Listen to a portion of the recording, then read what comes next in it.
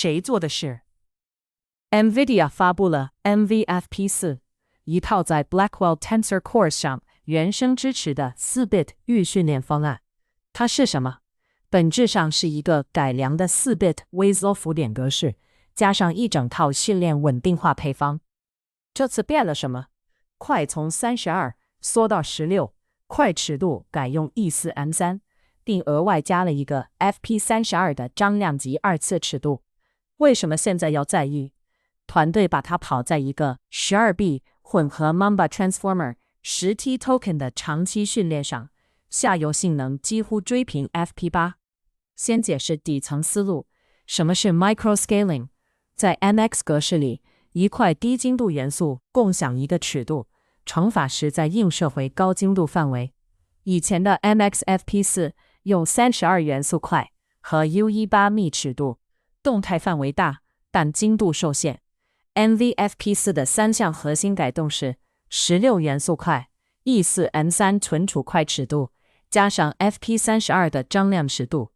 结果是每块里至少一部分最大值 Amax 可以接近 FP8 精度，其他值落在 FP4。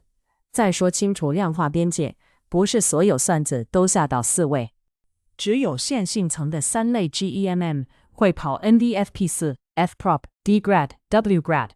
Embedding、Attention、归一化、主权重和优化器状态都保留 BF16、FP32。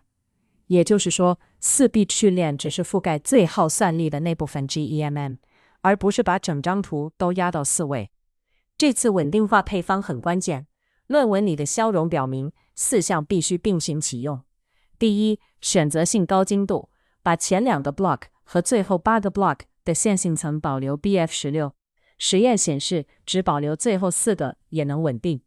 第二，对 WGRAD 的输入做16×16的随机哈德玛变换 RHT， 把极值摊平成近似高斯分布。第三，权重做16×16的2维快缩放，确保正向和反向使用同一量化表示。第四，仅对梯度启用随机摄入，减少量化偏置累积。这是一个值得学的机制线索。内行人会先看 Amax 分布和 WGRAD 的尾部。如果 Amax 在块内高度集中，单一尺度就撑不起精度。RHT 和 2D 缩放就是为了解这个问题。另一条线索是训练后期的行为。论文里在 8.2T token 时，把前项切回 BF16， 就能把误差从 1至 1.5% 降到 0.5%。12B 乘 10T 的 MMLU Pro 5-shot NVFP4 是 62.58， FP8 是 62.62， 基本持平。在 GB200、GB300 上 FP4 GEM 的吞吐分别是4% 和6% BF16， 折算对比 FP8 大概能快2% 到3%，操作数内存大约是 FP8 的1半，但有边界和风险要明确。某些基准，尤其代码生成类 Human Eval Plus、NBPP Plus、NVFP4 的回退更明显。实际收益还受 I/O 并行策略、TP-DP 通信以及检查点策略影响。注意，主权重和优化器态仍是 FP32， 检查点体积和存储成本并不会同步降1半。工程层面要点，需要在 Transformer Engine 或等效运行时里做精度分配。你要能按 GEM 指定精度，支持 16×16 RHT 和快级 2D 缩放，否则理论吞吐无法转化为实际加速。如果你今天想试，第一步怎么做？给一个可执行的实验计划。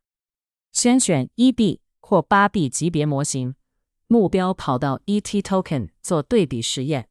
在 Transformer Engine 里把线性 GMM 切到 NVFP4， Embedding Attention 保留 BF16， 同时启用 RHT DIS16 16×16 权重缩放以及梯度随机摄入，把最后几个 block 的线性层保留 BF16， 监控相对训练损失是否在 N1 到 2.5 范围。额外关注编码生成任务的回退，像 Human Eval MBPP 要单独监测。一条内行人的检查清单，看块内的 Amax 分布、Wgrad 的尾部频率以及训练中后期的相对损失曲线。如果在某个 token 阶段误差上升，先尝试把前项切成 BF16，再看变化。总结一句话 ，NVFP4 把4bit 预训练从小规模实验推进到了长期10T token 级别，给出一套可复制的工程配方和销。